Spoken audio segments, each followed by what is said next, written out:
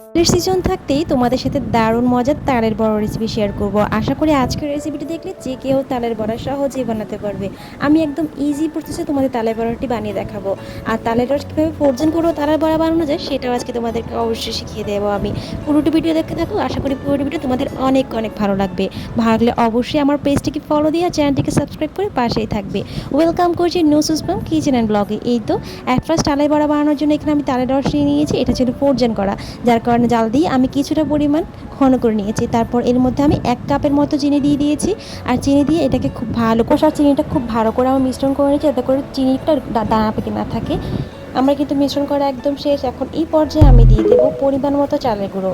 যতটুকু পরিমাণ লাগবে অতটুকু পরিমাণ এখানে দিয়ে দিচ্ছি। আমি একটা বাটির মধ্যে নিয়ে নিয়েছি আর এখানে বুড়ের মতো চালের গুঁড়োটা আমি দিয়ে দিচ্ছি। আমার চালের গুঁড়োটা দেওয়া শেষ। এখন কিছুটা পরিমাণ আটা দিয়ে দিচ্ছি যাতে করে তালের পিঠাটা নরম থাকে। তোমরা চাইলে পুরোটা চালের গুঁড়া দিয়ে করতে পারো, তবে তুমি যদি বেশিক্ষণ এটাকে নরম রাখতে চাও তাহলে অবশ্যই কিছুটা পরিমাণ আটা বা ময়দা এটার মধ্যে ইউজ করবে, তাহলে দেখবে তালের পিঠাটা অনেকক্ষণ ধরে নরম থাকবে। এখন এই সব কিছু খুব ভালো করে হাত দিয়ে বেটার করে নিয়েছি। দেখতে পাচ্ছ বেটারের কনসিস্টেন্সিটা কীরকম এসেছে। তারপর শেষ পর্যায়ে আমি এখানে কিছুটা পরিমাণ কোরানো নারকেল দিয়ে দিয়েছি। অবশ্যই নারকেলটা দেওয়ার চেষ্টা করবে, এতে করে তালের বড়াটার স্বাদ কিন্তু খুবই বেড়ে যায়। এই শেষ পর্যায়ে নারকেলটা দিয়ে আমি কিছুক্ষণ এটাকে রেস্টে রেখে দেবো। আবার খুব ভালো করে এটাকে মিশিয়ে নিচ্ছি যাতে করে নারকেলের ব্যাটারটার সাথে খুব ভালো করে মিশে যায়।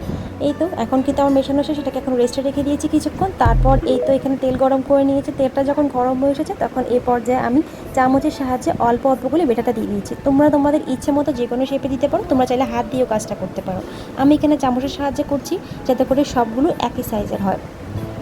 দেখতেই পাচ্ছ আমি কাজটা কীভাবে করছি, তোমরাও ঠিক সেম প্রসেসে কাজটা করে নেবে।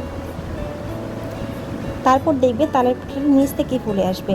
আমার প্রত্যেকটা পিঠা দেখতে পাচ্ছ কতটা সুন্দর করে নিচ থেকে ফুলে গেছে, আবার কিন্তু কিছুই করা লাগেনি। আর এগুলোর মধ্যে আমি কোনো ধরনের বেকিং সোডা বা বেকিং পাউডার কিছু ইউজ করিনি। আমি যে প্রসেসে করেছি তোমরাও যদি সেই প্রসেসটা করো তাহলে তোমাদের প্রত্যেকটা পিঠা ঠিক আমার মতো করে ফুলে উঠবে।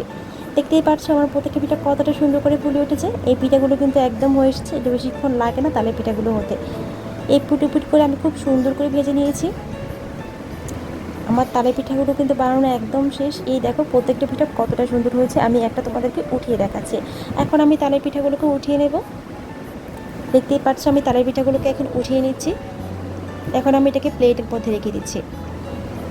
প্রত্যেকটা পিঠা কতটা সুন্দর হয়েছে তোমরা সেটা দেখে বুঝতে পারছো। প্রত্যেকটা পিঠাই আমার ফুলেছে, কোনোটা পিঠা ফুলে নেই যে এমন না। আমার এই রেসিপি ফলো করলে তোমাদেরও প্রত্যেকটা পিঠা আমার মতোই ফুলবে। তোমরা অবশ্যই আমার রেসিপিটি ফলো করবে। আর আমার রেসিপিটি যদি আজকে তোমাদের ভালো লাগে অবশ্যই আমার পেজটিকে ফলো দিয়ে রাখবে। আর যদি ইউটিউব চ্যানেল থেকে দাও তো চ্যানেলটিকে সাবস্ক্রাইব করে রাখবে। তোমাদের খুশি আর আগ্রহ দেখলে আমি আরও নতুন নতুন ভিডিও তোমাদের জন্য নিয়ে আসতে আগ্রহ পাবো। আশা করি আজকের রেসিপি তোমাদের অনেক অনেক ভালো লেগেছে। সবাই ভালো থাকো, আল্লাহ হাফেজ।